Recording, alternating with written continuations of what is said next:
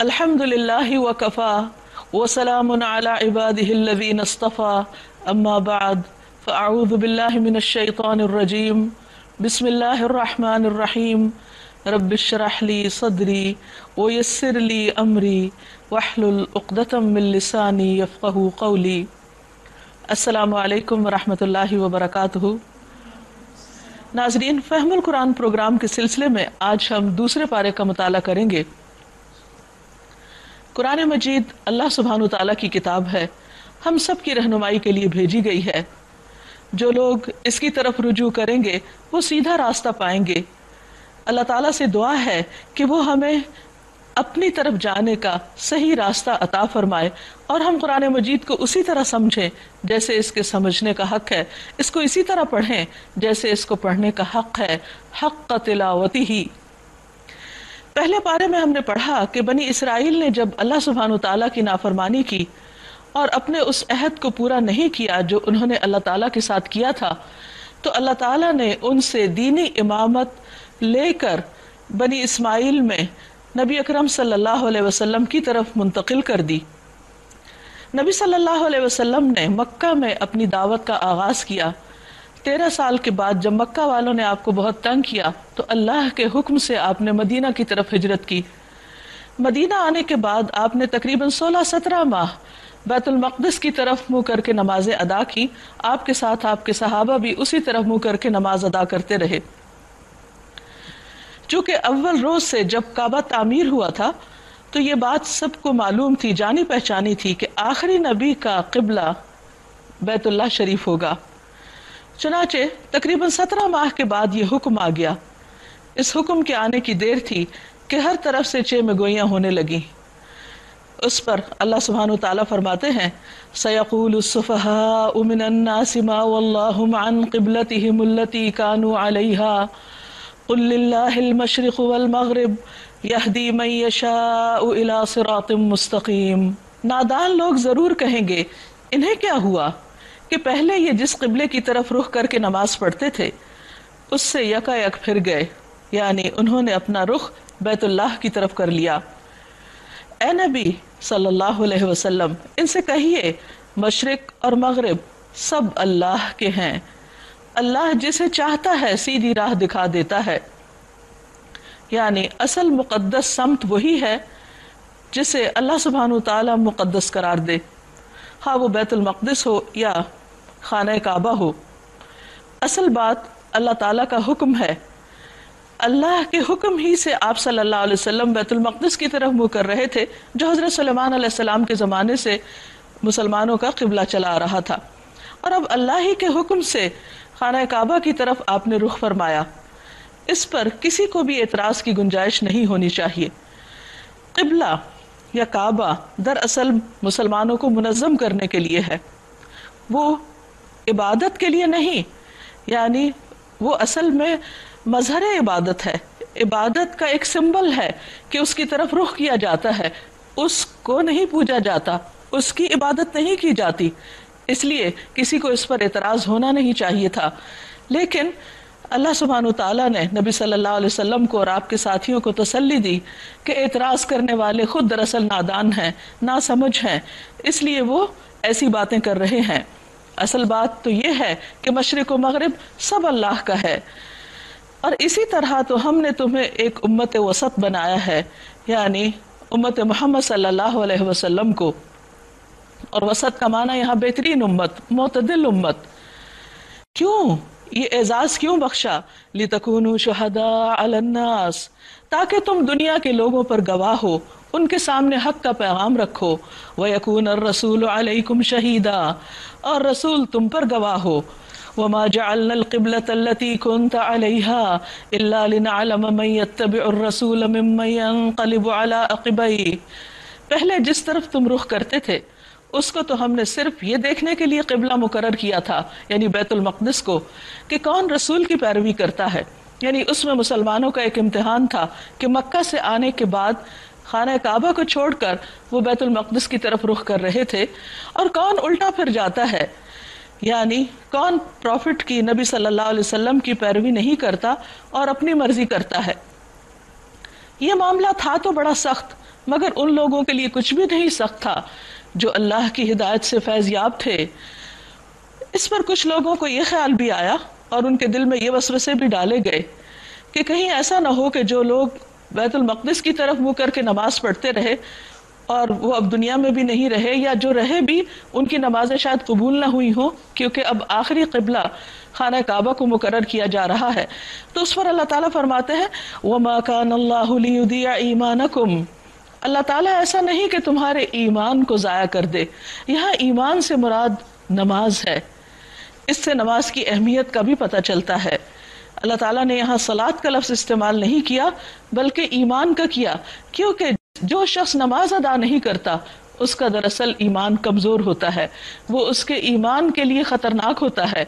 اس لیے جو شخص اللہ کو مانتا ہو، جو شخص آخرت کو مانتا ہو، اس کے لیے لازم ہے کہ وہ اپنی اس سچائی کا کہ وہ ایمان رکھتا ہے عمل سے ثبوت دے، اور عملی ثبوت میں سب سے بڑا ثبوت اللہ کے آگے اپنی عجز و انکساری کا اظہار کرنا، اللہ کے آگے جھکنا، زمین کے اوپر اپنا سر یا پیشانی رکھ کر اللہ کے آگے اپنے عجز و انکسار کا اظہار کرنا ہے۔ ان اللہ بالناس لرؤوف الرحیم، یقین جانو کہ وہ لوگوں کے حق میں نہایت شفیق اور رحیم ہے۔ وہ لوگوں کو آزماتا ضرور ہے، لیکن ایسی تبدیلیوں سے، چینج سے وہ لوگوں کو پریشان نہیں کرنا چاہتا، وہ ان کے اعمال کو ضائع نہیں کرتا۔ کہا جاتا ہے کہ چینج از ڈیتھ، یعنی چینج کو ایکسیپٹ کرنا اتنا ہی مشکل ہوتا ہے جتنا موت کو ایکسیپٹ کرنا مشکل ہوتا ہے، لیکن تبدیلی انسان کے لیے عام طور پر بہتر اپرچونٹیز اور بہتر مواقع فراہم کرتی ہے۔ اس لیے بندہ مومن کو ہمیشہ اللہ کی اطاعت میں سرگرم رہنا چاہیے اور ان باتوں کو اہمیت نہیں دینی چاہیے کہ کل ایک بات کہی گئی اور آج اس بات کو تبدیل کیوں کیا جا رہا ہے۔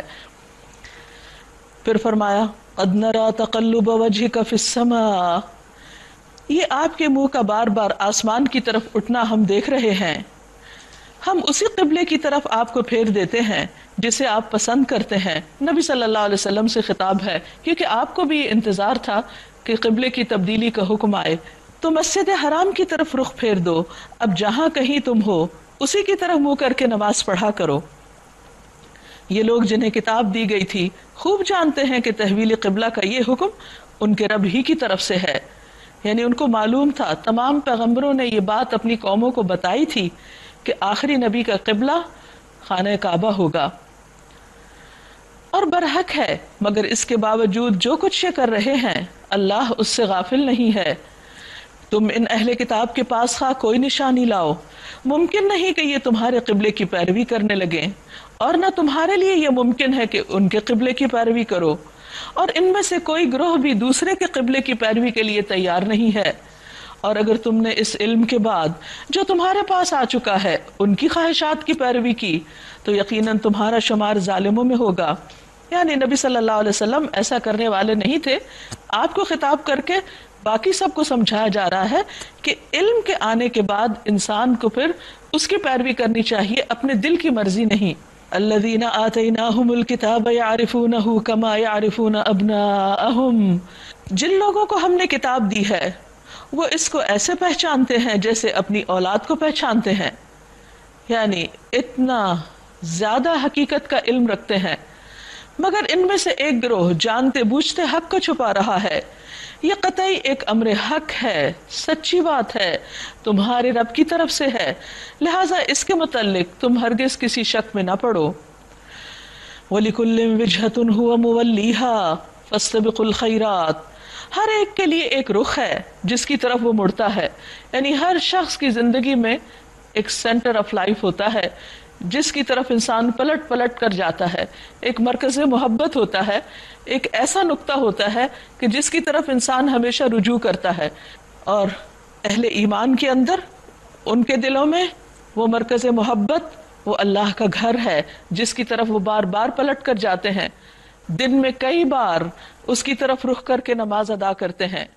اور اسی طرح باقی قومیں بھی اپنے اپنے شعار کو اپناتی ہیں اور ان کی طرف رجوع کرتی ہیں، لیکن اس کے باوجود اصل چیز کیا ہے؟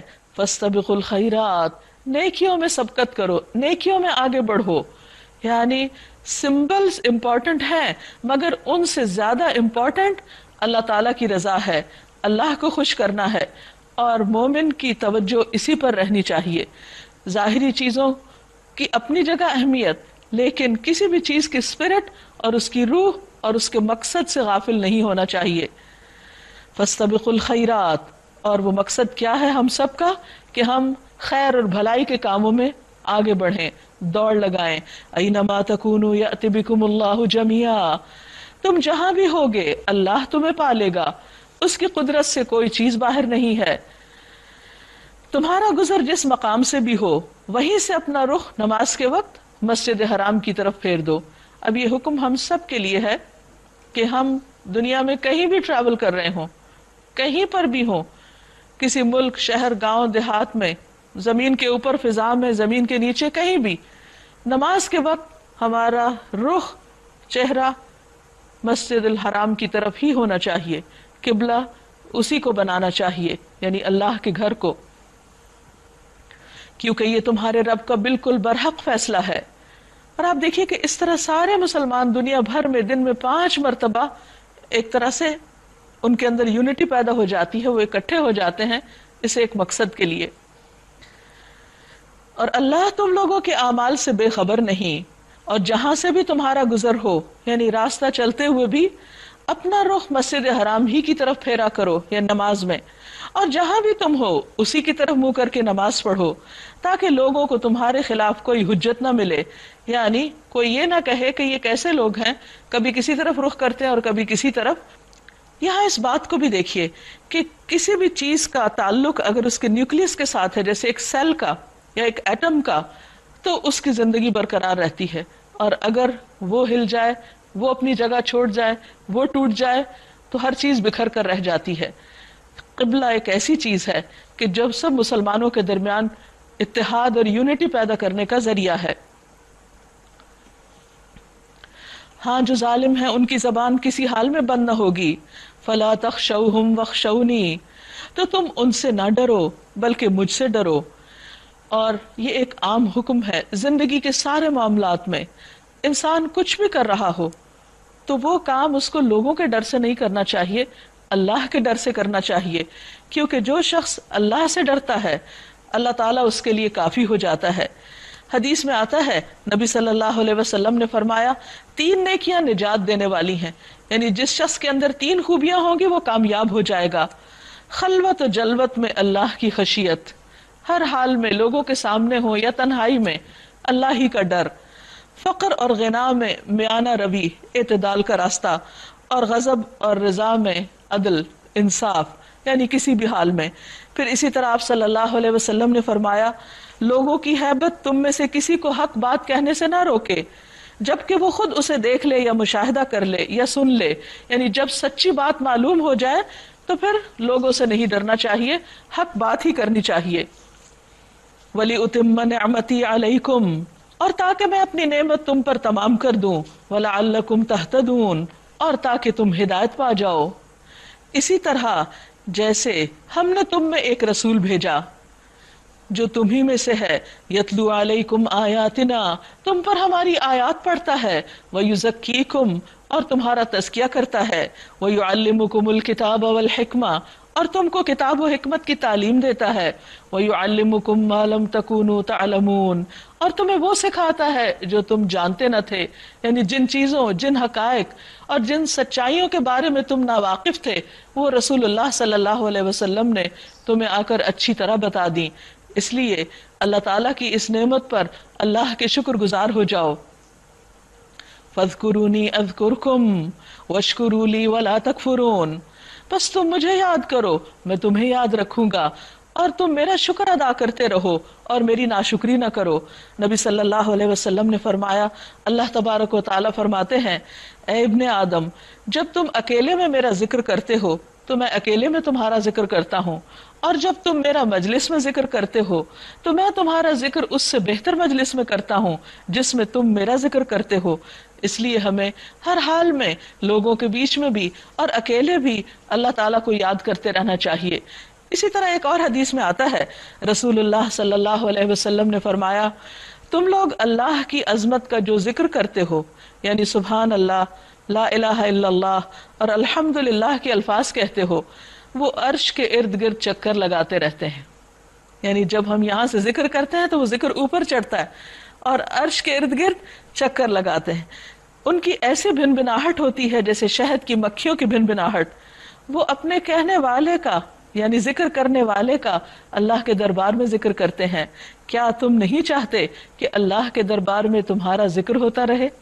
ہم میں سے کون نہ چاہے گا کہ ہمارا ذکر اللہ تعالیٰ کے ہاں ہو. تو جو اللہ کو یاد کرے گا اس کے لیے بہت بڑا انعام ہے کہ اللہ تعالیٰ اس کو یاد رکھیں گے. وَاشْكُرُوا لِي، اور تم میرا شکر ادا کرو. یعنی صرف ذکر نہیں، صرف زبانی بات ہی نہیں، بلکہ دل سے بھی اللہ تعالیٰ کی نعمتوں کا اعتراف کرو اور اس کی ناشکری نہ کرو. حضرت عمر نے عرض کیا، یا رسول اللہ صلی اللہ علیہ وسلم، ہم کون سا مال اپنے پاس رکھیں؟ یعنی کون سا مال زیادہ اچھا کہ وہ ہم لے لیں؟ نبی صلی اللہ علیہ وسلم نے فرمایا، شکر گزار دل، ذکر کرنے والی زبان اور ایسی بیوی جو امور آخرت پر اس کی مدد کرنے والی ہو. یہ سب سے بڑا خزانہ ہے جو کسی انسان کے پاس ہو سکتا ہے. ایک اور روایت میں آتا ہے، جابر بن عبداللہ کہتے ہیں کہ میں نے رسول اللہ صلی اللہ علیہ وسلم کو فرماتے ہوئے سنا، سب سے افضل شکر الحمدللہ ہے. لہذا ہم سب کو اللہ کا ذکر اور شکر کرتے رہنا چاہیے، کیونکہ اسی میں انسان کی خیر و بھلائی ہے. دنیا میں بھی دل میں اطمینان ہوتا ہے اور آخرت میں بھی درجات بلند ہوں گے. اور پھر یہ سب سے بڑھ کر کہ انسان اللہ تعالیٰ کی رحمت اور اس کی توجہ کا مرکز رہتا ہے. یا ایھا الذین آمنوا، اے لوگو جو ایمان لائے ہو، استعینوا بالصبر والصلاۃ، صبر اور نماز کے ساتھ مدد چاہو. انسان کو زندگی میں بہت دفعہ ناخوشگوار حالات پیش آتے ہیں. ایسے میں انسان کو مایوس ہونے کی بجائے اللہ تعالیٰ کی طرف رجوع کرنا چاہیے اور اللہ سے مدد مانگنی چاہیے. ویسے بھی ہم ہر نماز میں ہاتھ باندھ کر کہتے ہیں، ایاک نعبد و ایاک نستعین، صرف تیری ہم عبادت کرتے ہیں اور صرف تجھ سے ہم مدد چاہتے ہیں. لیکن جب مشکل آتی ہے تو ہم اس وقت بعض اوقات ذکر کرنا، اللہ سے مدد مانگنا بھول جاتے ہیں. ایسے میں انسان کو کسی دوسرے کی طرف رجوع کرنے سے پہلے اللہ تعالیٰ کو یاد کرنا چاہیے اور اس سے دعا کرنی چاہیے، کیونکہ انسان کا دشمن شیطان اس کو مایوسی اور پریشانی کے عالم میں اللہ کی یاد بھلوا دیتا ہے. اور پھر کون ہے جو اللہ سے بڑھ کر ہماری مدد کر سکتا ہو؟ استعینوا بالصبر والصلاۃ. لیکن ایک شرط ہے کہ جب اللہ سے مدد مانگو تو صبر کے ساتھ، جلد بازی نہ کرو، کیونکہ اللہ تعالیٰ کے ہاں ہر چیز کا ایک وقت مقرر ہے. اللہ جب چاہے گا، جو وقت تمہارے حق میں بہتر ہوگا اس وقت تمہاری تکلیف دور کر دے گا. اس لیے جم کے پکارتے رہو، مانگتے رہو اور اس کے ساتھ ساتھ نماز کی پابندی کرو، کیونکہ اگر کوئی شخص اللہ تعالیٰ کی حدود کی حفاظت کرے گا تو اللہ تعالیٰ اس کی حفاظت کرے گا. نبی صلی اللہ علیہ وسلم نے ایک مرتبہ نصیحت کرتے ہوئے فرمایا، احفظ اللہ یحفظک، تم اللہ کی حدوں کی حفاظت کرو، اللہ تعالیٰ کے احکامات کی حفاظت کرو، اللہ تمہاری حفاظت کرے گا. ان اللہ مع الصابرین، بے شک اللہ صبر کرنے والوں کے ساتھ ہے. اور صبر کی سب سے اہم بات یہ ہے کہ انسان کسی بھی قسم کے نیگیٹو ری ایکشن سے بچے اور پورے کمپوزڈ طریقے سے اور بہت ہمبل، کام اور امن کے ساتھ اللہ تعالیٰ کو پکارتا رہے اور واویلا نہ کرے، چیخے چلائے نہیں، اپنے کپڑے نہ پھاڑے، اپنے بال نہ نوچے، اپنا گریبان نہ پھاڑے، اور صبر کے ساتھ ایک مہذب طریقے سے بار بار خاموشی کے ساتھ بھی اور بلند آواز سے بھی اپنے رب کو پکارتا رہے. انسان کو جب ایسی کیفیت نصیب ہو جائے تو پھر اسے یاد رکھنا چاہیے، یقین رکھنا چاہیے کہ اللہ کی مدد دور نہیں، اللہ صبر کرنے والوں کے ساتھ ہی ہوتا ہے، ان کا مددگار ہوتا ہے. انسان کو پہنچنے والی مشکلات اور مصائب میں سب سے بڑی مشکل اور مصیبت موت ہے. کسی بھی عزیز قریب انسان کی جدائی انسان پر بہت بھاری گزرتی ہے، کیونکہ یہ ایسا صدمہ ہوتا ہے جو ناقابل تلافی ہوتا ہے. مسلمان جب مدینہ میں آئے تو وہاں پر آ کر ان کی مشکلات کم نہ ہوئیں بلکہ اور بھی بڑھ گئیں. مکہ میں تو ستائے جاتے ہی تھے، لیکن مدینہ میں آ کر ان کے اوپر فوجی حملے ہونے لگے. ایسے میں جنگ بدر کے بعد جنگ احد میں خاص طور پر 70 کے قریب صحابہ شہید ہوئے. اب گھر گھر میں موت کا منظر تھا. اس پر لوگوں کی ہمتیں ٹوٹ رہی تھی، تو اللہ سبحانہ تعالیٰ نے اتنی خوبصورت آیت اتاری، وَلَا تَقُولُوا لِمَن يُقْتَلُ فِي سَبِيلِ اللَّهِ أَمْوَاتٌ، اور جو لوگ اللہ کی راہ میں مارے جائیں انہیں مردہ نہ کہو، ایسے لوگ تو حقیقت میں زندہ ہیں، بس وہ تمہارے پاس نہیں ورنہ یہاں سے زیادہ بہتر حالت میں ہیں، مگر تمہیں ان کی زندگی کا شعور نہیں ہوتا، یعنی وہ زندگی جو شہادت کے بعد نصیب ہوتی ہے دنیا کی زندگی جیسی نہیں ہوتی، وہ ایک اور زندگی ہے جس کے بارے میں ہمیں کچھ معلوم نہیں کہ اس کی حقیقت کیا ہے، کیونکہ انسان نے نہ وہ دیکھی اور نہ اس کا ایکسپیرینس کیا۔ اور ہم ضرور تمہیں خوف و خطر، فاقہ خوشی، جان و مال کے نقصانات اور آمدنی کے گھاٹے میں مبتلا کر کے تمہاری آزمائش کریں گے۔ یہ اللہ تعالیٰ کا وعدہ ہے اور ایسا ضرور ہونا ہے کہ ہر انسان کی آزمائش کسی نہ کسی طرح سے ہوگی، ان پانچوں چیزوں میں یا ان میں سے کسی ایک چیز میں، یا جیسے اللہ جس کے لیے جو چاہے۔ لیکن چونکہ دنیا میں انسان آیا امتحان کے لیے ہے، اس لیے آزمائشیں تو آئیں گی، انسان اس کے لیے ذہنی طور پر تیار رہے۔ وَلَنَبْلُوَنَّكُمْ بِشَيْءٍ مِّنَ الْخَوْفِ، اور البتہ ضرور ضرور آزمائیں گے ہم تم کو خوف کے ساتھ۔ خوف کسی بھی چیز کا ہو سکتا ہے، خواہ وہ کاکروچ کا ہو، چھپکلی کا ہو، اندھیرے کا ہو یا کسی اور چیز کا، لیکن انسان کا بارہا واسطہ خوف کے ساتھ رہتا ہے۔ والجوع، بھوک، ونقص من الاموال، مال کی کمی، کبھی جاب چلی جاتی، کبھی بزنس ڈاؤن ہو جاتا ہے، والانفس، جانوں کی کمی، کوئی دنیا سے چلا جاتا ہے عزیز قریب رشتہ دار، والثمرات، اور پھل جس میں انسان کی اولاد بھی ہو سکتی ہے، وبشر الصابرین، اور خوشخبری دے دو صبر کرنے والوں کو۔ کون ہے یہ صابرین؟ جن کے ساتھ اللہ کی مدد ہوتی ہے۔ الذین اذا اصابتهم مصیبت، جب ان پر کوئی مصیبت آتی ہے، کوئی تکلیف آتی ہے، دکھ آتا ہے، قالو، وہ پکار اٹھتے ہیں، انا للہ و انا الیہ راجعون، بے شک ہم اللہ کے لیے ہیں اور اسی کی طرف لوٹ کر جانے والے ہیں۔ یعنی اگر کوئی چیز چلی گئی، مال چلا گیا، اولاد چلی گئی، یا کوئی اور جدا ہو گیا، یا پھر مال چلا گیا، یا کسی طرح کا خوف اور بھوک ہے، تو کوئی بات نہیں، ہم کون سا ہمیشہ دنیا میں رہیں گے، ہمیں بھی تو جانا ہے، کوئی پہلے چلا گیا، کوئی بعد میں جانے والا ہے، اس دنیا میں رہنے کے لیے اور ہمیشہ رہنے کے لیے تو کوئی بھی نہیں آیا، اس لیے وہ صبر کرتے ہیں اور فوراً انا للہ پڑھتے ہیں۔ ایسے لوگوں کے لیے کیا خوشخبری ہے، اولئک علیہم صلوات من ربہم، ان پر ان کے رب کی طرف سے بڑی عنایات ہوں گی، ورحمہ، اور رحمت ہوگی، واولئک ھم المہتدون، اور یہی لوگ ہدایت یافتہ ہیں، سیدھے راستے پر ہیں۔ ان الصفا والمروہ من شعائر اللہ، یقیناً صفا اور مروہ اللہ کی نشانیوں میں سے ہیں۔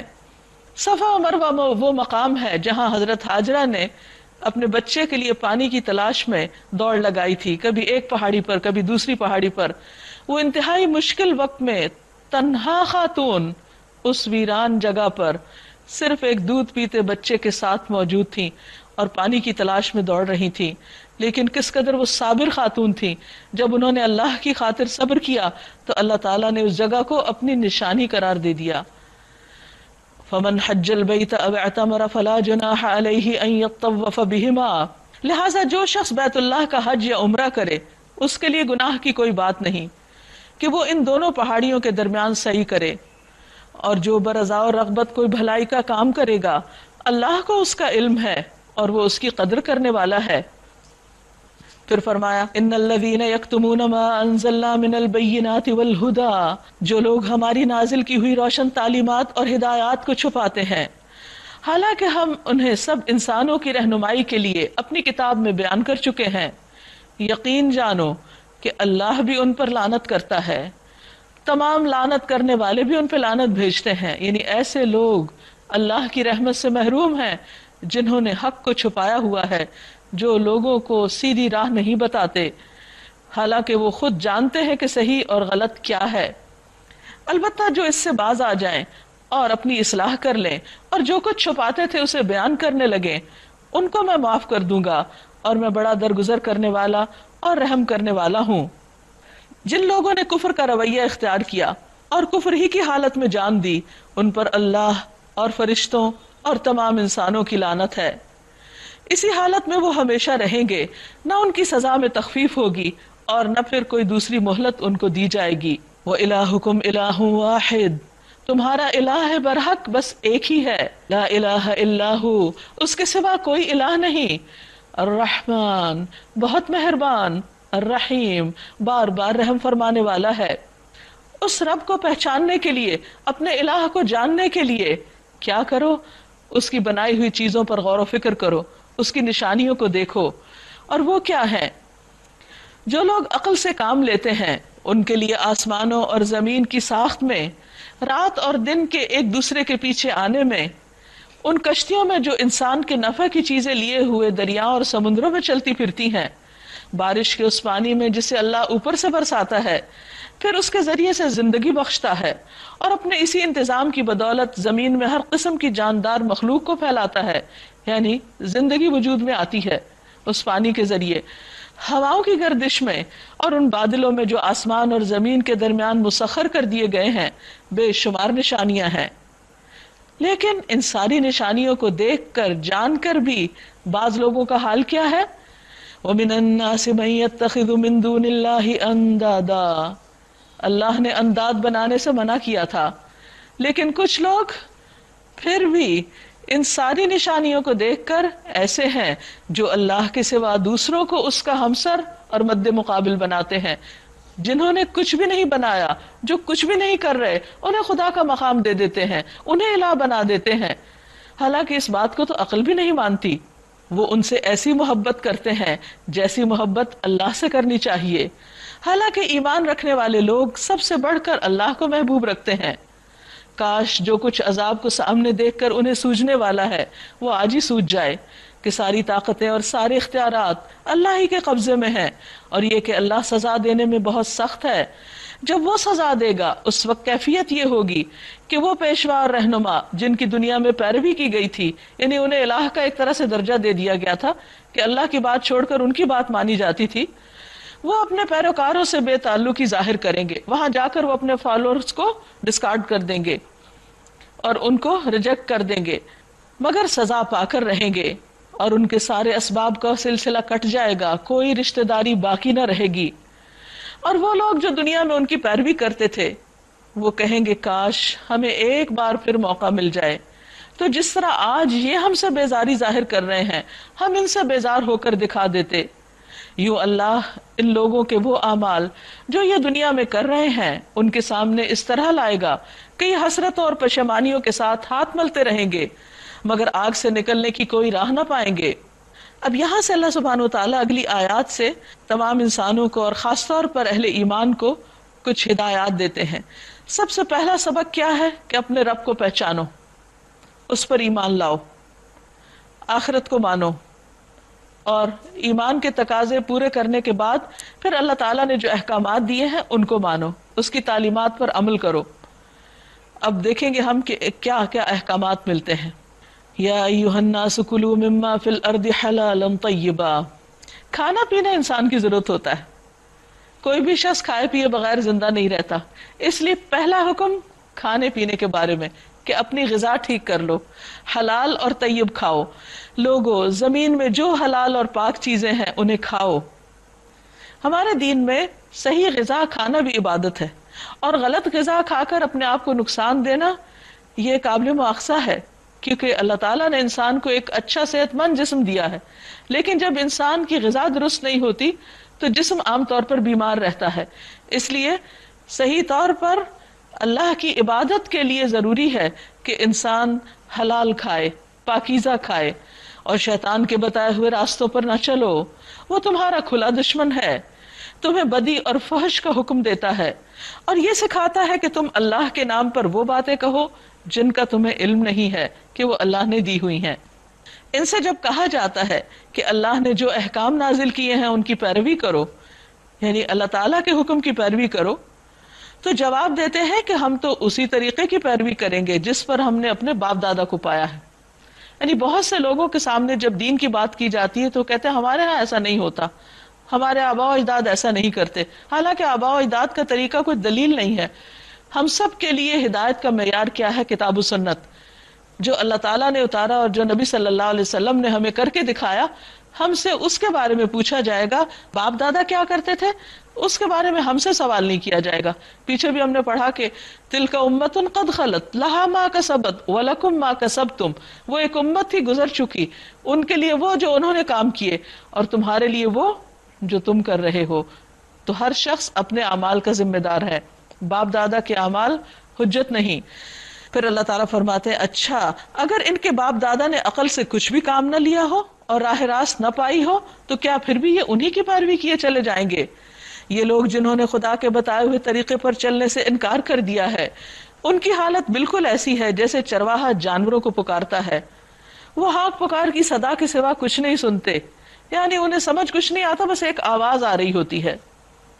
اسی طرح کچھ لوگ اللہ کی بات کو بس ایک آواز کے طور پر سنتے ہیں، بات ان کے اندر نہیں جاتی۔ صم بکم عمی فہم لا یعقلون، یہ بہرے ہیں، گنگے ہیں، اندھے ہیں، اس لیے کوئی بات ان کی سمجھ میں نہیں آتی۔ یا ایھا الذین آمنوا، اے لوگو جو ایمان لائے ہو، اگر تم حقیقت میں اللہ ہی کی بندگی کرنے والے ہو تو جو پاک چیزیں ہم نے تمہیں بخشی ہیں انہیں بے تکلف کھاؤ اور اللہ کا شکر ادا کرو۔ یعنی اللہ تعالیٰ انسان کی بنیادی ضروریات کو پورا کرنے سے منع نہیں کرتا، کھانے پینے سے نہیں روکتا، لیکن پھر طیبات کی بات ہوئی، پاکیزہ چیزوں کی، حلال رزق کی۔ حضرت جابر فرماتے ہیں کہ رسول اللہ صلی اللہ علیہ وسلم نے فرمایا رزق حاصل ہونے میں تاخیر کی وجہ سے مایوس نہ ہو، کیونکہ مرتے دم تک بندے کے نصیب کا جو رزق ہے اس تک پہنچ کر رہے گا، اس لیے میانہ روی کے ساتھ رزق کی تلاش میں رہو، حلال روزی حاصل کرو اور حرام چھوڑ دو۔ یہ ہمارے دین کا پہلا مطالبہ ہے ہم سے۔ اور جب کھا پی لو واشکروا للہ، تو اللہ کا شکر ادا کرو جس نے تمہیں یہ نعمت دی ہے۔ اور یہ سب کیا ہے؟ اس کی عبادت کا حصہ۔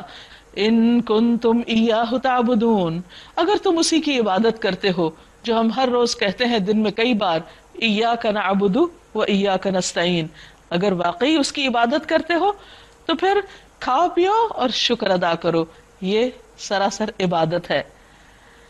انما حرم علیکم المیتہ، کیا نہیں کھانا؟ اب وہ بتا دیا گیا، بے شک اس نے تم پر حرام کیا مردار اور خون اور خنزیر کا گوشت، اور جس پر اللہ کے سوا کسی اور کا نام پکارا جائے وہ بھی مردار اور خون خنزیر کی طرح حرام ہو جاتا ہے، غیر اللہ کے نام کی نظر و نیاز۔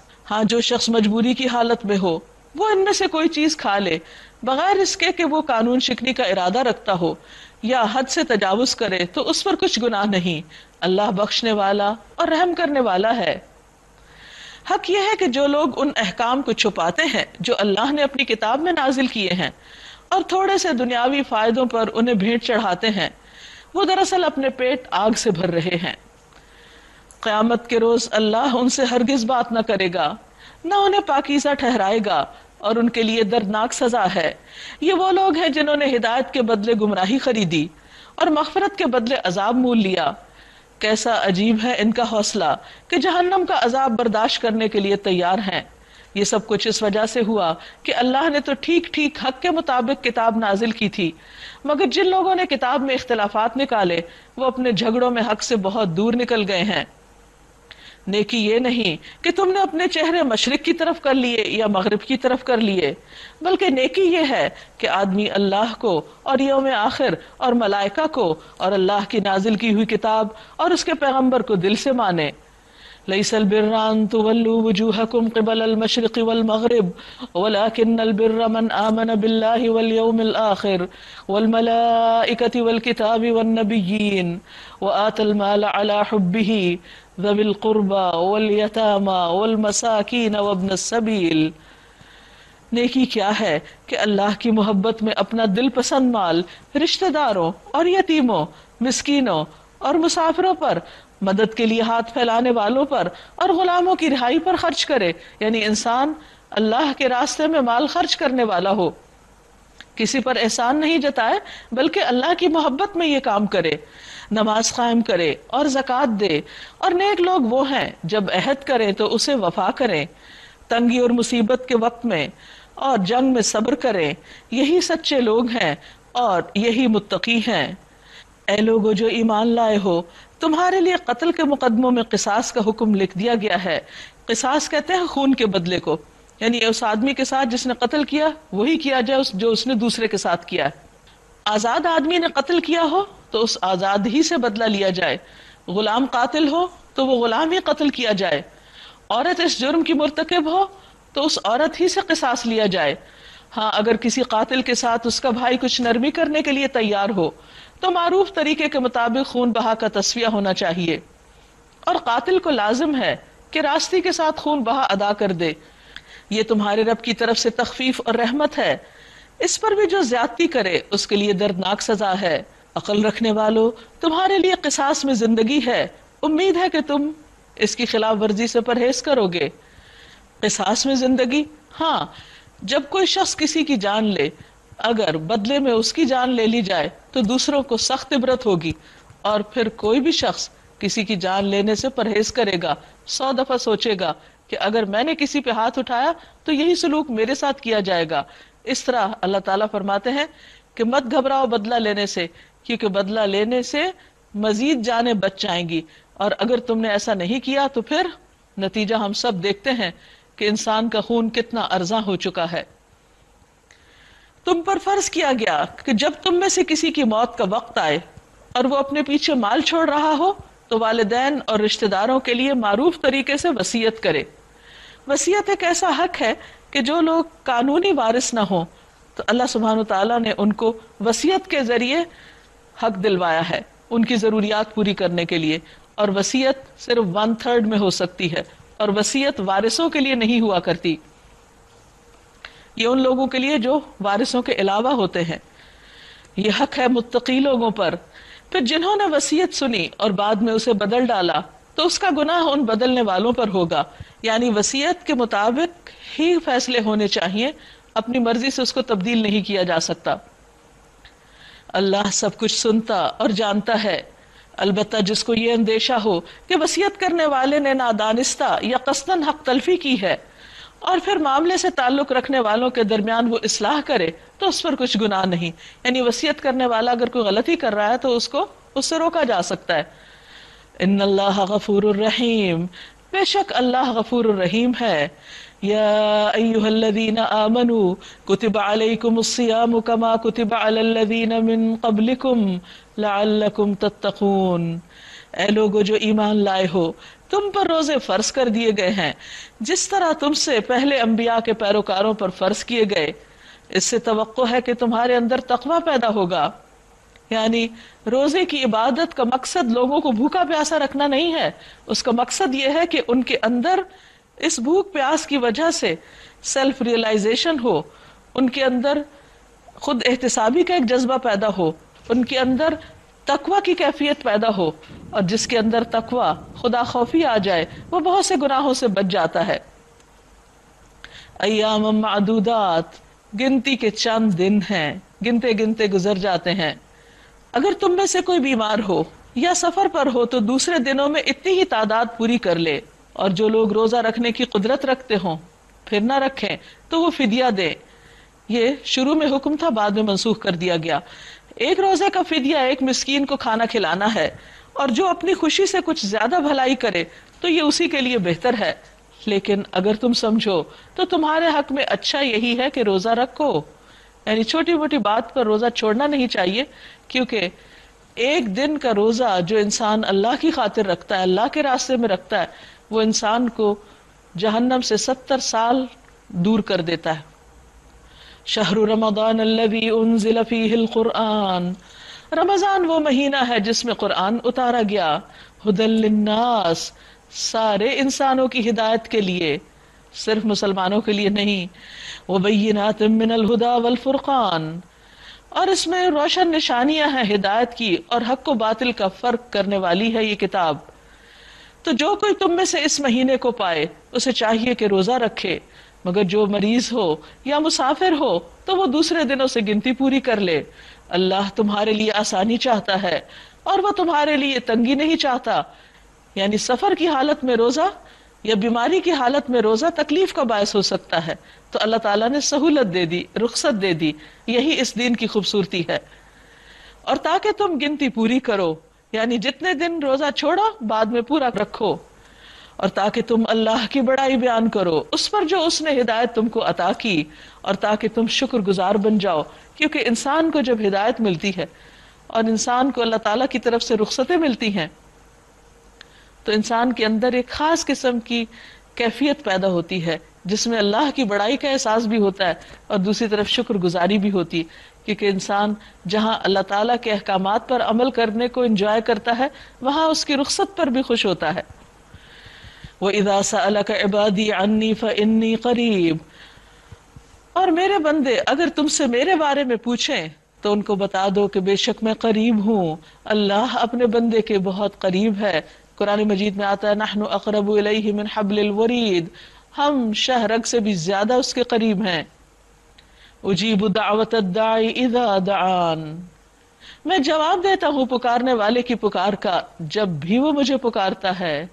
انسان جہاں بھی اپنے رب کو پکارتا ہے رب اس کی پکار سنتا ہے، چاہے دل ہی دل میں پکارے، چپ کے پکارے، آہستہ آہستہ سرگوشیاں کرے کہ کسی دوسرے شخص کو کچھ معلوم نہ ہو کہ بندہ اپنے رب سے کیا فریادیں کر رہا ہے. رب اس کی اس حالت کو جانتا ہے. رسول اللہ صلی اللہ علیہ وسلم نے فرمایا اللہ کے نزدیک دعا سے زیادہ کوئی چیز معزز نہیں. اور رسول اللہ صلی اللہ علیہ وسلم نے فرمایا اللہ تعالیٰ سے دعا کیا کرو اس حال میں کہ تمہیں اس کی قبولیت کا یقین ہو. جان لو کہ اللہ غافل دل کی دعا نہیں قبول کرتا.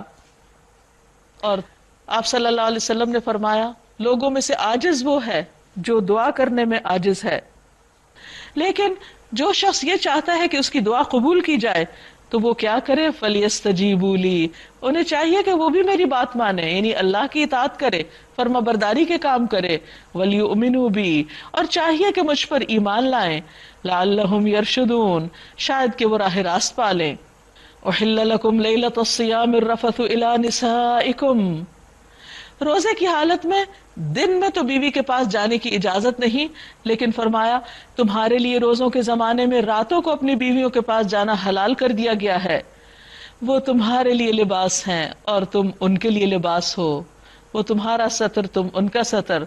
تم ان کے عیب مت کھولو وہ تمہارے عیب نہ کھولیں. تم ان کی عزت وہ تمہاری عزت. تم ان کے لیے کمفرٹ کا ذریعہ وہ تمہارے لیے کمفرٹ کا ذریعہ. دونوں کو ایک دوسرے کے لیے لباس قرار دیا گیا.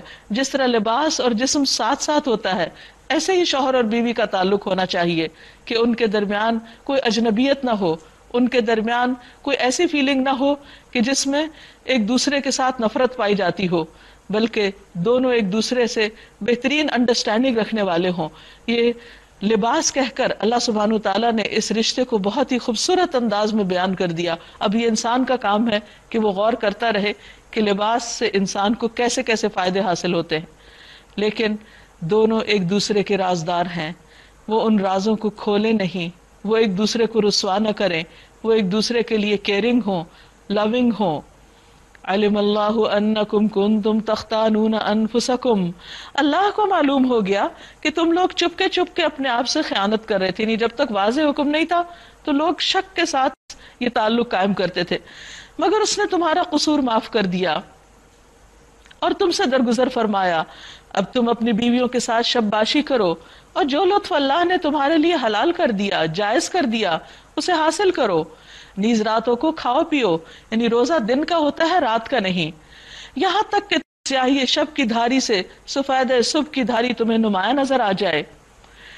تب یہ سب کام چھوڑ کر رات تک اپنا روزہ پورا کرو، یعنی کھانا پینا اور بیویوں سے تعلق. وَلَا تُبَاشِرُوهُنَّ وَأَنْتُمْ عَاقِفُونَ فِي الْمَسَاجِدِ، اور جب تم مسجدوں میں اعتکاف کی حالت میں ہو تو بیویوں سے مباشرت نہ کرو. یہ اللہ کی باندھی ہوئی حدیں ہیں، ان کے قریب نہ پھٹکنا. اس طرح اللہ اپنے احکام لوگوں کے لیے بصراحت بیان کرتا ہے تاکہ وہ بچ جائیں.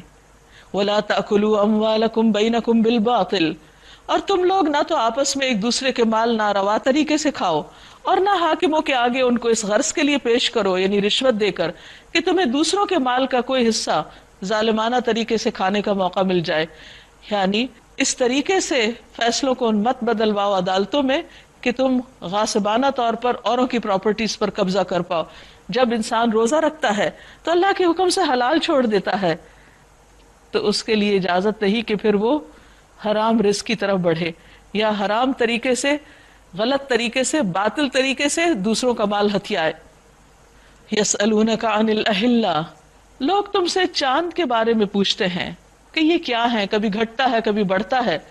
قدیم زمانے سے لوگوں کے اندر چاند کے بارے میں کچھ توہمات وغیرہ پائے جاتے تھے، تو اسلام نے آ کر اس کو واضح کر دیا۔ کہو یہ لوگوں کے لیے تاریخوں کی تعین اور حج کی علامتیں ہیں، یہ تو ایک عالمی کیلنڈر ہے۔ نیز ان سے کہو یہ کوئی نیکی کا کام نہیں کہ تم اپنے گھروں میں پیچھے کی طرف سے داخل ہوتے ہو۔ اہل عرب کی جاہلیت کے دور کی ایک رسم کا خاتمہ کیا گیا کہ اگر وہ حج کے لیے گھر سے نکل جاتے تو پھر واپس اگر کسی کام سے آنا ہوتا تو دروازے سے نہیں آتے تھے، پچھلی طرف سے دیوار پھلانگ کے آتے۔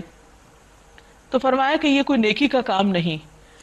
وَلَكِنَّ الْبِرَّ مَنِ اتَّقَى، لیکن نیکی تو اس کی ہے جو تقوی اختیار کرے، جو اللہ سے ڈرتا ہو۔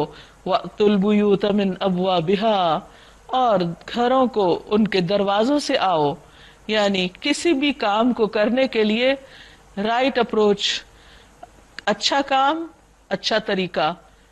اچھا کام اگر غلط طریقے سے کیا جائے تو وہ اچھا نہیں رہتا، اس لیے گھر میں آنا انسان کی ضرورت ہے، اس کے لیے اپنے آپ کو مشقت میں نہ ڈالو۔ دین کی روح یہ نہیں کہ انسان اس قسم کے طریقوں سے خود کو مصیبت میں ڈالے۔ واتقوا اللہ، اصل روح اور اسپرٹ کیا ہے کہ اللہ کا خوف تمہارے اندر ہو، اللہ سے ڈرو۔ کیوں؟ لعلکم تفلحون، تاکہ تم کامیاب ہو جاؤ دنیا میں بھی اور آخرت میں بھی۔ تو گویا چاند سے متعلق جو توہمات ہیں یا گھروں میں سیدھے رستے سے آنے کے متعلق جو توہمات ہیں، ان کا اسلام سے کوئی تعلق نہیں۔ اور تم اللہ کی راہ میں ان لوگوں سے لڑو جہاں بھی تمہارا ان سے مقابلہ پیش آئے، اور انہیں نکالو جہاں سے انہوں نے تم کو نکالا، یعنی بدلہ لینے کی اجازت ہے۔ اس لیے کہ قتل اگرچہ برا ہے مگر فتنہ اس سے بھی زیادہ برا ہے، یعنی پرسیکیوشن، اور تمہیں جو اپنے دین پر عمل نہیں کرنے دیتے وہ تو اس سے بھی بڑا جرم ہے۔ اور مسجد حرام کے قریب جب تک وہ تم سے نہ لڑیں تم بھی نہ لڑو، مگر ہاں جب وہ وہاں لڑنے سے نہ چوکیں تو تم بھی بے تکلف انہیں مارو، کہ ایسے لوگوں کی یہی سزا ہے، یہی جزا ہے، یہی بدلہ ہے کافروں کا۔ فَإِنِ انْتَهَوْا، پھر اگر وہ باز آ جائیں، فَإِنَّ اللَّهَ غَفُورٌ الرحیم، تو بے شک اللہ غفور الرحیم ہے، یعنی اللہ تعالیٰ کسی بھی انسان سے نفرت نہیں کرتا، اللہ تعالیٰ کسی کو سزا دے کر خوش نہیں ہوتا۔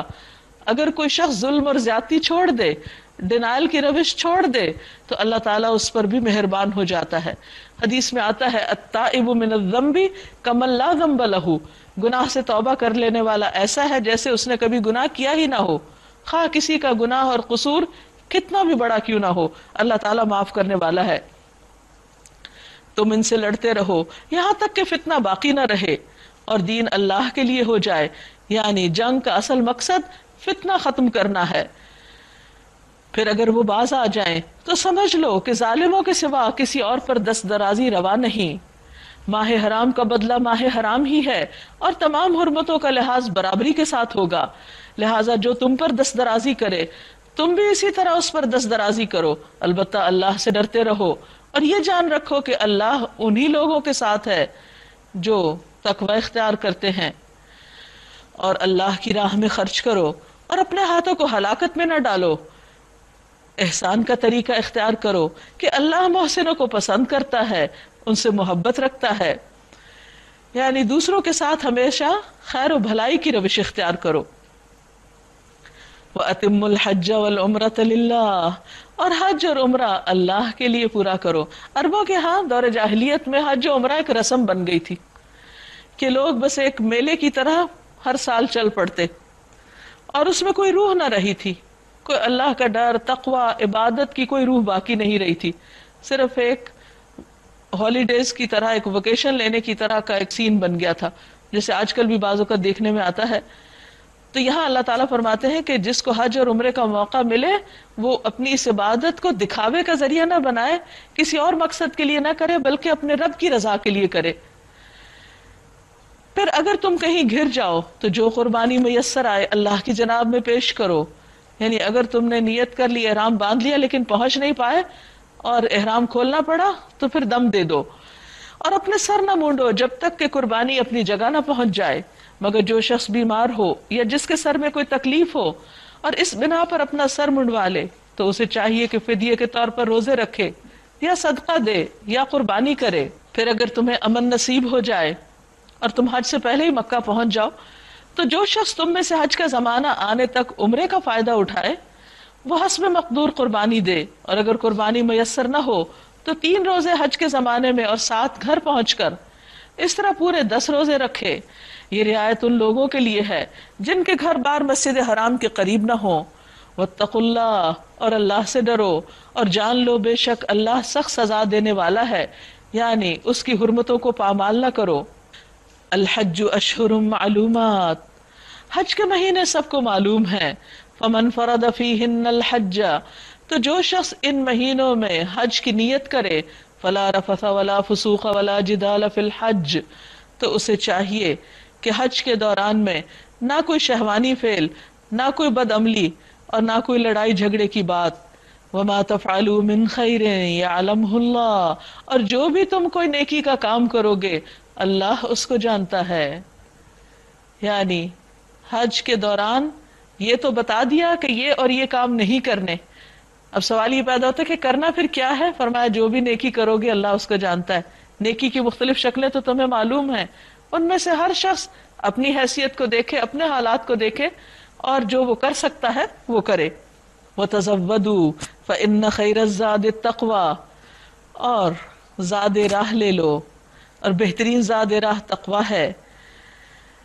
یعنی حج پر جاتے وقت سامان تو انسان خوب اکٹھا کر لیتا ہے، یہ بھی ضرورت ہوگی، یہ بھی ضرورت ہوگی، پیسے بھی رکھ لیتے ہیں، یہ کہیں ضرورت نہ پڑے. آخر دم تک گھر سے نکلنے تک انسان چیزیں سمیٹ رہا ہوتا ہے، لیکن اصل اسپرٹ پھر بھول جاتا ہے، اصل مقصد بھول جاتا ہے. تو اللہ تعالیٰ فرماتے ہیں کہ ٹھیک ہے ضرورت کا سامان تم لے جاؤ، منع نہیں ہے، کیونکہ انسان بہرحال اسے کھانا بھی چاہیے، اسے رہنا بھی ہے کہیں، اسے کپڑے لباس باقی چیزیں بھی چاہیے. اسلام اس کی ممانعت نہیں کرتا کہ انسان اپنی دنیا کی ضروریات پوری نہ کرے، لیکن وہ ہمیشہ یاد دلاتا ہے کہ تقوی، اللہ کا ڈر، شعوری قسم کا حج پوری اسپرٹ کے ساتھ اور ہر موقع پر. ابو سعید خدری سے مروی ہے کہ ان کے پاس ایک آدمی آیا، اس نے کہا مجھے کوئی وصیت کیجئے. انہوں نے کہا کہ تم نے مجھ سے وہی مطالبہ کیا جو میں نے تم سے پہلے رسول اللہ صلی اللہ علیہ وسلم سے کیا. میں تمہیں اللہ کے تقوی کی وصیت کرتا ہوں کیونکہ وہ ہر چیز کا نچوڑ ہے، یعنی ہر طرح کی خیر و بھلائی تقوی سے حاصل ہوتی ہے. واتقون یا اولی الالباب، اور اے عقل والو مجھی سے ڈرو، میرا تقوی اختیار کرو. جس سے پتہ یہ چلتا ہے کہ تقوی اختیار کرنے والے ہی دراصل عقل مند لوگ ہیں. اور اگر حج کے ساتھ ساتھ تم اپنے رب کا فضل بھی تلاش کرتے جاؤ تو اس میں کوئی مذائقہ نہیں، یعنی سفر حج میں تھوڑا بہت بزنس کام کاج بھی کر سکتے ہو. پھر جب عرفات سے چلو تو مشعر حرام مزدلفہ کے پاس ٹھہر کر اللہ کو یاد کرو، اور اس طرح یاد کرو جس کی اس نے تمہیں ہدایت دی ہے. یعنی اللہ کو یاد کرنے کے خود ساختہ طریقے نہ نکالو، اللہ کی بتائی ہوئی رہنمائی کے مطابق اس کو یاد کرو، کیونکہ اس کی پسند کے مطابق اگر کام نہیں کیا تو اس کے ہاں قبول نہیں ہوگا. یہاں یاد رکھیے کہ دین کے معاملے میں ہمیں اپنی عقل اور اپنی خواہشات کو اپنا رہنما نہیں بنانا، وہی کچھ کرنا ہے جو اللہ نے ہم سے چاہا ہے، چاہے ہمارا دل مانے یا نہ مانے. پھر جب عرفات سے چلو تو مشعر حرام کے پاس ٹھہر کر اللہ کو اس طرح یاد کرو جس کی اس نے تم کو ہدایت دی ہے، ورنہ اس سے پہلے تم لوگ بھٹکے ہوئے تھے. یعنی جاہلیت کے زمانے میں تم شرک کیا کرتے تھے. پھر جہاں سے اور سب لوگ پلٹتے ہیں وہیں سے تم بھی پلٹو اور اللہ سے معافی چاہو. یعنی ابراہیم اور اسماعیل علیہ السلام کے زمانے میں عربوں کا طریقہ یہ تھا کہ 9 ذی الحج کو مینا سے عرفات جاتے اور رات کو پلٹ کر مزدلفہ میں ٹھہرتے، مگر بعد کے زمانے میں قریش نے اپنے لیے کچھ مخصوص طریقے ایجاد کر لیے اور انہوں نے کہا کہ ہم عام لوگوں کی طرح عرفات تک نہیں جائیں گے. تو اللہ سبحانہ وتعالیٰ نے عرفات کو حج کے لیے لازم کر دیا، بلکہ ایک حدیث میں آتا ہے الحج عرفہ، حج نام ہی عرفات میں حاضری کا ہے، اور سب کو اس کا پابند کیا.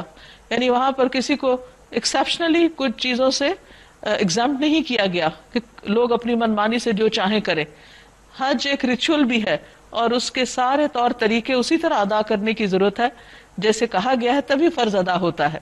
فَإِذَا قَضَيْتُم مَّنَاسِكَكُمْ، اور جب تم حج کے ارکان ادا کر چکو، فَاذْكُرُوا اللَّهَ كَذِكْرِكُمْ آبَاءَكُمْ أَوْ أَشَدَّ ذِكْرًا، تو پھر جس طرح تم پہلے اپنے باپ دادا کو یاد کرتے تھے اس طرح اب اللہ کا ذکر کرو، بلکہ اس سے بھی زیادہ، کیونکہ اللہ تعالیٰ اس کا زیادہ حقدار ہے کہ اسے سب سے بڑھ کر یاد کیا جائے۔ فَمِنَ النَّاسِ مَن يَقُولُ رَبَّنَا آتِنَا فِي الدُّنْيَا وَمَا لَهُ فِي الْآخِرَةِ مِنْ خَلَاقٍ، بس لوگوں میں سے کوئی ایسا بھی ہے جو کہتا ہے اے ہمارے رب ہمیں دنیا میں بھلائی عطا کر دے، ہمیں دنیا دے دے۔ تو ایسے لوگ جو صرف دنیا مانگے اس کے لیے آخرت میں کوئی حصہ نہیں۔ گویا حج کا موقع ہو یا عمرے کا تو صرف دنیا کے لیے دعائیں نہیں کرنی چاہیے، آخرت بھی مانگنی چاہیے جو ہمیشہ ہمیشہ کا گھر ہے، کیونکہ ہر انسان کو وہی ملے گا جو اس کی چاہت ہوگی۔ اگر کوئی صرف دنیا چاہتا ہے تو صرف دنیا مل جائے گی مگر آخرت نہیں ملے گی۔ تو اللہ تعالیٰ ہم سے یہ چاہتے ہیں کہ جب ہم دعا کریں تو دنیا کی بھلائی کے ساتھ ساتھ آخرت کی بھلائی کو نہ بھولیں۔ وَمِنْهُمْ مَن يَقُولُ رَبَّنَا آتِنَا فِي الدُّنْيَا حَسَنَةً وَفِي الْآخِرَةِ حَسَنَةً وَقِنَا عَذَابَ النَّارِ، اور ان میں سے کوئی ایسا ہے جو یہ کہتا ہے اے ہمارے رب ہمیں دنیا میں بھی بھلائی دے دے اور آخرت میں بھی بھلائی، اور آگ کے عذاب سے ہمیں بچا، کیونکہ جو آگ سے بچا لیا گیا وہی دراصل کامیاب ہوا۔ ایسے لوگ اپنی کمائی کے مطابق دونوں جگہ حصہ پائیں گے اور اللہ کو حساب چکاتے کچھ دیر نہیں لگتی۔ یہ گنتی کے چند روز ہیں جو تمہیں اللہ کی یاد میں بسر کرنے چاہیے، پھر جو کوئی جلدی کر کے 2 ہی دن میں واپس ہو گیا تو کوئی حرج نہیں، اور جو کچھ زیادہ دیر ٹھہر کر پلٹا تو بھی کوئی حرج نہیں۔ یہاں اشارہ ہے ایام تشریق کی طرف کہ جس میں انسان منا میں وقت گزارتا ہے، کہ 2 دن گزارو یا 3 دن کوئی بات نہیں، اصل بات کیا ہے کہ تم اللہ سے ڈرو۔ وَمَن تَأَخَّرَ فَلَا إِثْمَ عَلَيْهِ لِمَنِ اتَّقَى، جس کے دل میں اللہ کا ڈر ہے، جو اللہ کے لیے وہاں رک رہا ہے تو اس کے لیے کچھ مشکل نہیں، اس پر کوئی گناہ نہیں۔ وَاتَّقُوا اللَّهَ، اور اللہ سے ڈرو۔ وَاعْلَمُوا أَنَّكُمْ إِلَيْهِ تُحْشَرُونَ، اور جان رکھو کہ تم اسی کی طرف اکٹھے کیے جاؤ گے۔ آپ میں سے کسی نے حج کر رکھا ہو تو آپ اچھی طرح جانتے ہیں کہ جس دن کنکریاں ماری جاتی ہیں، یہ منا کا جو قیام ہوتا ہے وہ ایک حشر کا منظر پیش کرتا ہے۔ سخت دھوپ ہوتی ہے اور لوگوں کا ایک ہجوم ہوتا ہے اور ہر شخص جلدی میں بھی ہوتا ہے۔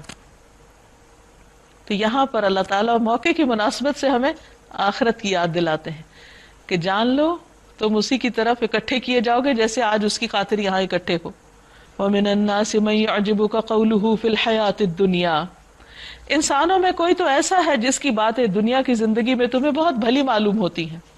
وَيُشْهِدُ اللَّهَ عَلَى مَا فِي قَلْبِهِ، اور وہ اپنی نیک نیتی پر بار بار خدا کو گواہ ٹھہراتا ہے، قسمیں کھاتا ہے۔ وَهُوَ أَلَدُّ الْخِصَامِ، اور وہ سخت جھگڑالو ہوتا ہے، حالانکہ اس کا طرز عمل بالکل برعکس ہے۔ اس کا طریقہ کیا ہے؟ وَإِذَا تَوَلَّى سَعَى فِي الْأَرْضِ، اور جب وہ منہ موڑ کر جاتا ہے تو زمین میں فساد پھیلاتا ہے اور کھیتی اور نسل کو ہلاک کرتا ہے۔ یعنی کچھ لوگ کہتے کچھ ہیں کرتے کچھ ہیں۔ یہ بالکل وہی ہے جو سورت کے شروع میں آیا تھا کہ منافقین کی علامت بتائی گئی تھی کہ جب ان سے کہا جاتا ہے کہ زمین میں فساد نہ کرو تو وہ کہتے ہیں ہم تو اصلاح کر رہے ہیں۔ یہاں اس کو مزید الیبوریٹ کیا گیا ہے کہ کچھ لوگ باتیں بہت اچھی کرتے ہیں لیکن ان کا طرز عمل بالکل اس کے برعکس ہوتا ہے، وہ کہتے کچھ ہیں کرتے کچھ ہیں اور زمین میں فساد پھیلاتے ہیں، جس کی وجہ سے پھر ہر طرف خرابی پیدا ہوتی ہے اور خصوصاً انوائرنمنٹ جو ہے وہ متاثر ہوتا ہے۔ وَيُهْلِكَ الْحَرْثَ وَالنَّسْلَ وَاللَّهُ لَا يُحِبُّ الْفَسَادَ، اور اللہ کو فساد بالکل پسند نہیں۔ وَإِذَا قِيلَ لَهُ اتَّقِ اللَّهَ، اور جب اس سے کہا جاتا ہے کہ اللہ سے ڈرو، أَخَذَتْهُ الْعِزَّةُ بِالْإِثْمِ، تو اس کو عزت گناہ پر ابھارتی ہے، تو اپنے وقار کا خیال اس کو گناہ پر جما دیتا ہے۔ ایسے شخص کے لیے تو جہنم ہی کافی ہے اور وہ بہت برا ٹھکانہ ہے۔ رسول اللہ صلی اللہ علیہ وسلم نے فرمایا اللہ تعالیٰ کو انا پسند نہیں۔ رسول اللہ صلی اللہ علیہ وسلم نے فرمایا اللہ تعالیٰ کو سب سے زیادہ ناپسندیدہ بات یہ لگتی ہے کہ ایک آدمی دوسرے سے کہے کہ اللہ سے ڈرو اور وہ آگے سے جواب دے تم اپنی فکر کرو۔ اس کے برعکس ایک دوسرا گروہ بھی ہے انسانوں کا، وَمِنَ النَّاسِ مَن يَشْرِي نَفْسَهُ ابْتِغَاءَ مَرْضَاتِ اللَّهِ، اور لوگوں میں سے کوئی ایسا بھی ہے جو اپنے نفس کو اللہ کی رضا کی خاطر بیچ ڈالتا ہے، یعنی وہ اپنی جان کی بھی پرواہ نہیں کرتا، ہر قیمت پر اللہ کو راضی کرنا چاہتا ہے۔ واللہ رؤوف بالعباد، اور اللہ بندوں پر شفقت کرنے والا ہے، اللہ بندوں کے ساتھ مہربان ہے، وہ جانتا ہے کہ کس کے اندر کتنی ہمت ہے، کون کیا کر سکتا ہے۔